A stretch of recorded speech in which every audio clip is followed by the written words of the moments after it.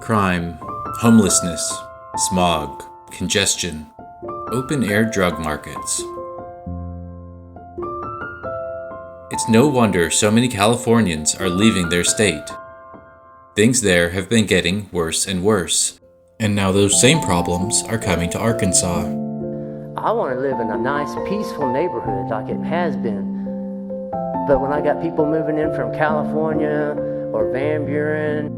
When people say, "Don't California my Arkansas," they're usually describing the way that Californians come to the state specifically with ideas that don't match our own in terms of race, nationality, class, labor, ecology, or religion.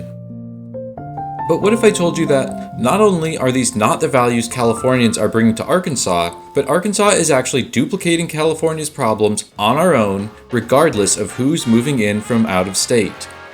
And we're doing it in a way that can't be described by any issues on the left-right political spectrum. We're doubling down on the actual policies causing California's problems, and worst, our people and our government, from bottom to top, love these insidious policies so much that we no longer attribute them to where they were birthed, California. The actual root of California's problems is politics, but it's a politics that is seldom discussed. It's a politics so old that it's in the Bible. It's in the first sentence of the Bible. Both world wars were fought over it, and it's how quiet, small places in Arkansas end up becoming little Californias.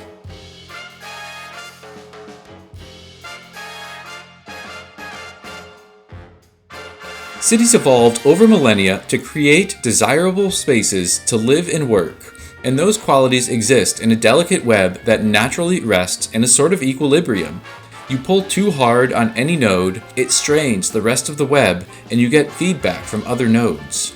Downtown Little Rock pulls really hard on amenities and restaurants, and as a result, it's really easy to grab a bite or a beer while you're down there. But on the flip side, if you want to experience nature, you have to cross a bridge to North Little Rock. And the opposite might be true for Jasper, Arkansas, where nature is right outside your back door, but there aren't many restaurants. All of this to say, all of these qualities have relationships with each other, and forcing a neighborhood or city to prioritize one quality will strain the others, producing unintended and unpredictable feedback from the other nodes. The web is an economy, a system of intermingled qualities affecting each other based upon the principles of supply and demand. They're a network, constantly tensing and flexing. You leave them alone, and they eventually settle into an equilibrium, until you pull on one of them, and the web becomes unstable again. It's all connected. And that's what California did. They pulled really hard on a couple of these nodes, and the feedback from the other nodes has been homelessness, pollution, and stress. And that is because the real politics is land use. All of these nodes, everything about life in a place, is connected to land use. Middle East violence? Land use. Teen mental health epidemic? Land use. Fentanyl? Land use. Declining birth rates? Land use. All the things you don't like about California have less to do with left-right politics and more to do with the way they use their land. And Arkansasians love California's method of land use. It's all around us, so prevalent that we don't notice it anymore. It's like the air we breathe. We've been deliberately changing our state to look less like Arkansas and more like Los Angeles. So what is California's land use? I can't explain it any better than North Dakota Republican Governor Doug Burgum.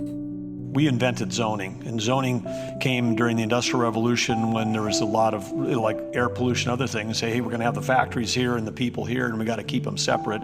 And then we went even further and said, well, here's the kind of homes that can be, and retail's there. And we just, it was a one-dimensional map, and you draw it out and say, everyone, all these four things have got to be separate.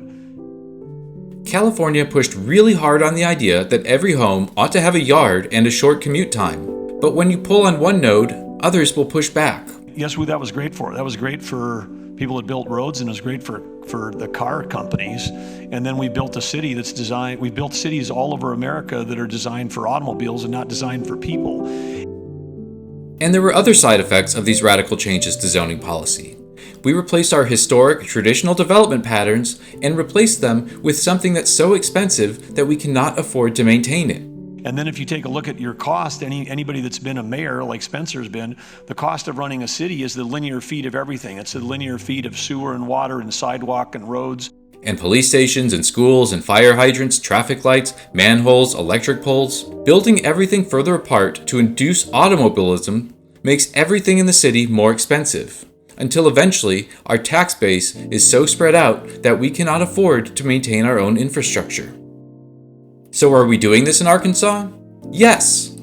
Let's start by looking at our land use maps. Here's Los Angeles on the left. Pay attention to the yellow color and its proportion compared to the other colors in each city. Here's Little Rock,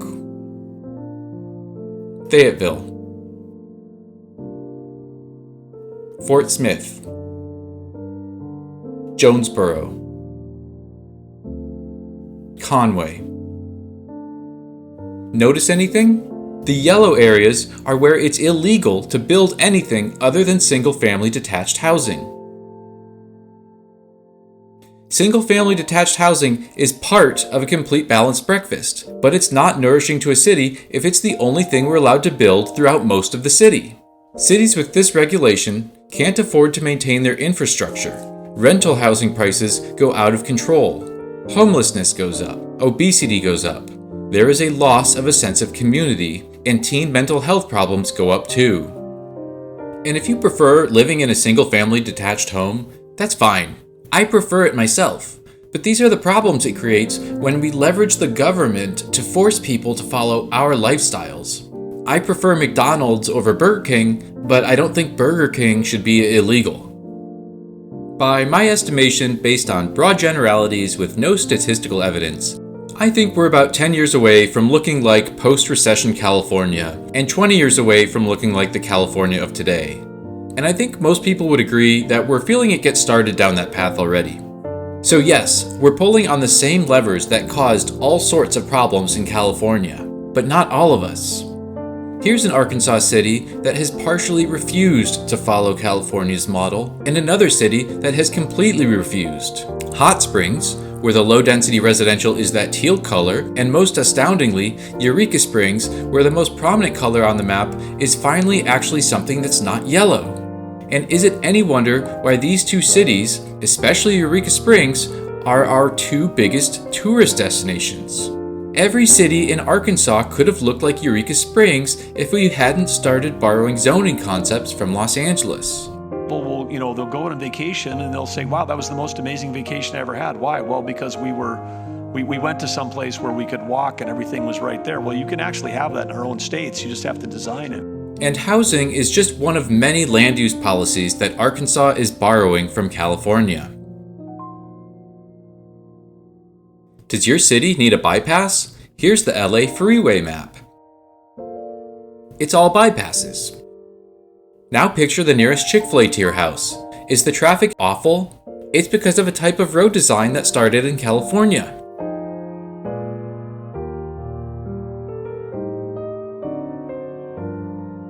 How about parking? Have you actually struggled to find a spot anytime in the last 20 years? That's because of California. Hey, does your city or town have a historic downtown area that's not doing as well as it used to?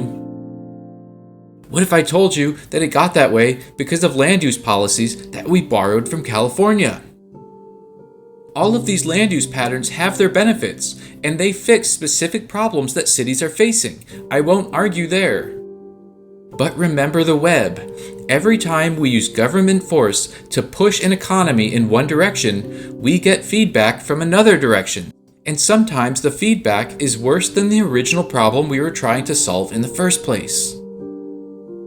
If all of these methods that local governments use to centrally plan their economy feel a little communist, it's because we have to give credit where credit is due. These land uses we love, they're not actually from California.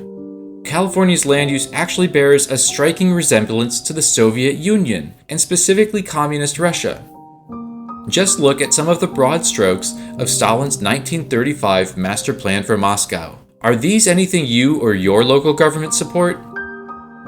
Reject population growth to avoid becoming too large. Expand the city borders. Build new homes on the periphery of the city instead of the core. Destroy or reconfigure the traditional development patterns, which he called barbaric capitalism. Lots of new roads and existing roads will be widened. Elimination of congested areas. Government regulation on the character of new housing. Urban ensembles.